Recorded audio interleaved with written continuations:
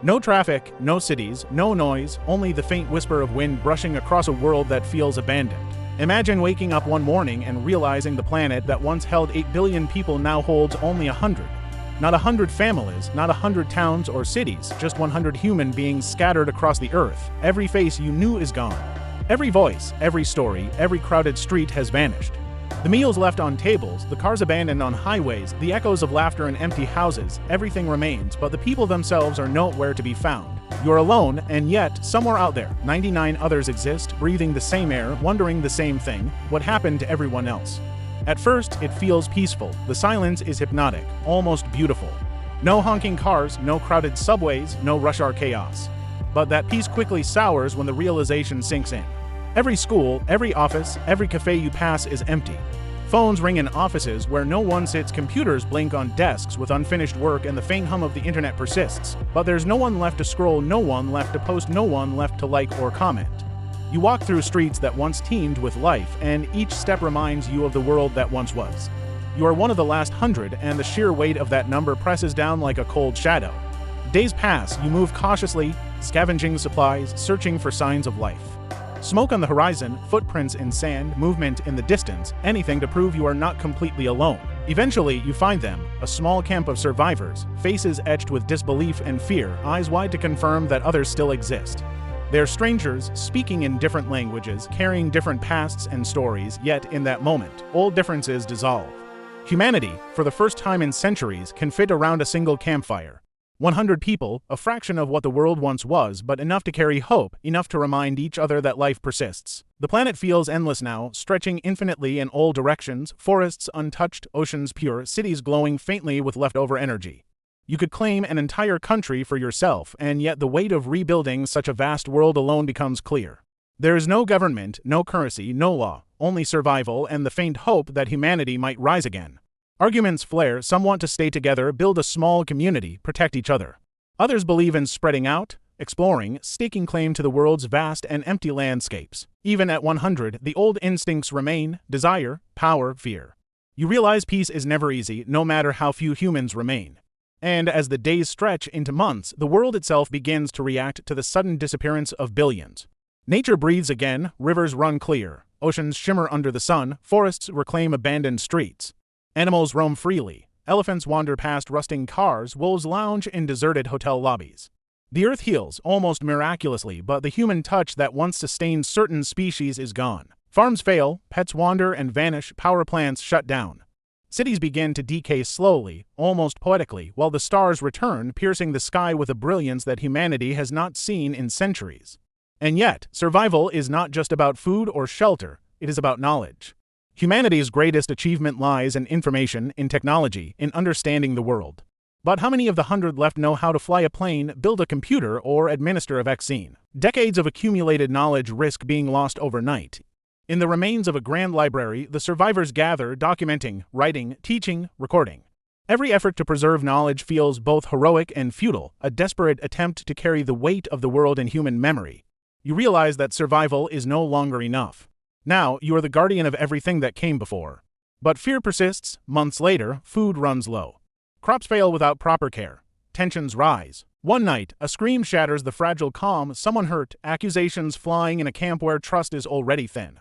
There are no police, no courts, no authority beyond human judgment, and even with only 100 people, suspicion and conflict can tear bonds apart. It becomes painfully clear: humanity, even reduced to its barest form, cannot escape its own flaws. Factories rust, trains halt mid-route, and airplanes sit abandoned on runways. Bridges collapse, roads crumble, and cities slowly succumb to weather and neglect. Grass overtakes highways, skyscrapers become roosts for birds, and the world returns to the state it was in long before humans existed, and yet humanity endures. 100 fragile souls, watching the earth reclaim itself, wondering whether this quiet, beautiful decay is a punishment or a second chance. At night, lying beneath a sky untouched by light pollution, the silence is both breathtaking and painful. Every sound echoes, every heartbeat seems amplified, and every memory of crowds, laughter, and ordinary life becomes a haunting ghost. Humans were never meant to be alone. We were designed to connect, to share, to create together. Without others, even paradise feels like a cage. And still, within that loneliness, the survivors make a choice: to build again, to try, to gather seeds, tools, and knowledge, to forge a small, sustainable community. Roles are assigned: farmers, builders, doctors, teachers, engineers, and slowly life returns. Children are born, laughter echoes, and for the first time in years, the night hums with warmth again. The new generations grow up knowing only a fragment of the world that came before. They learn to fish, to farm, to build, to survive. The old cities and technologies reduced to stories told around campfires. The earth thrives, oceans glimmer under starlight, forests stretch endlessly, and humans coexist with the planet in harmony. But curiosity remains. One child discovers a working computer, powered by solar panels long forgotten, and asks a simple question: can we bring this back? And just like that, the spark of human innovation is reignited, a quiet reminder that progress, when guided by wisdom, is not lost forever. Philosophically, the survivors understand something crucial. Humanity is not defined by its numbers but by its nature. Even 100 people carry the same dreams, fears, ambitions, and flaws that billions once did. Hope, love, anger, curiosity. The same elements that built the past civilization and led to its near collapse remain alive in this small group. And so, as centuries pass, the population slowly grows, the lessons of the past preserved. Technology returns cautiously, cities rise again, but greener and smarter. Humanity reaches for the stars once more, not as conquerors but as caretakers, guided by the memory of what it nearly lost. Eventually, explorers of the New World uncover a satellite still orbiting Earth, still transmitting faint signals. Inside, they find videos, journals, photographs, the voices of the original hundreds speaking across time. The old survivors' words echo. We made mistakes. We took too much. We forgot how to live simply. If you're hearing this, please do not repeat what we did. Tears fall, and for the first time in millennia, humans truly understand the fragility of existence. Progress without wisdom means nothing, but the lessons of survival, empathy, and memory ensure the next generation does not forget. The earth thrives, forests stretch across continents, oceans glow beneath the moon, and cities hum with life once more. But humanity remembers. The story of the 100 becomes legend, a tale of near extinction and rebirth. Statues are built in their honor, their names carved into stone as the founders of a world that learned humility and care.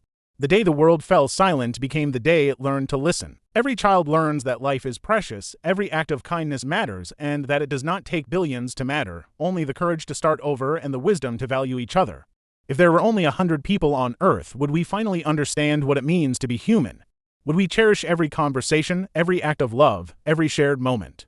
Perhaps we needed to lose everything to understand what it truly means to have something. The greatest gift is not population, power, or technology, but the ability to begin again, guided by memory, empathy, and hope. Even if tomorrow the world reset and only 100 of us remained, what would you do differently? Would you build walls, or would you build hope? Would you cling to power, or would you choose connection? Somewhere deep inside every human heart, a spark endures, the will to survive, to connect, to rebuild. That spark is what makes us human, and so, under a starlit sky, 100 souls gather around a flickering campfire. Their numbers are small, but their dreams are vast, their resolve unwavering. The earth is healing, not empty, not lifeless, but alive with possibility. 100 people, a billion dreams reborn, and a planet that has learned the quiet power of patience, memory, and care. Perhaps it only ever took 100 to remind humanity of what it truly means to exist.